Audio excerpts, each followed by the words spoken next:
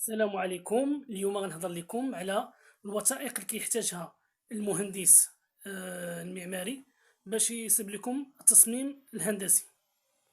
اولا كيحتاج شهادة الملكية، هي وثيقة كتثبت ملكيتك للعقار. ثانيا لو بلون كاداسترال. اشنو هو البلون كاداسترال؟ هي واحد الوثيقة اللي كتبين لنا الموقع وحدود ديال العقار، حدود ملكية العقار. العقار اللي عندك كيتبين لنا الموقع والحدود ديالو. ثالثا هو لو طابلو دو كونتونونس. شنو هو الطابلو دو كونتونونس؟ هي مجموعه من الاحداثيات اللي كتحدد لنا الموقع ديال العقار بدقه، اللي كتحدد لنا موقع العقار بدقه.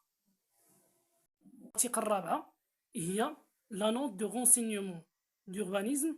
هي واحد الوثيقه تعريفيه كتكون فيها معلومات مهمه حول العقار. خامسا هو لو لوفي توبوغرافيك. اشنا هو لوفي توبوغرافيك؟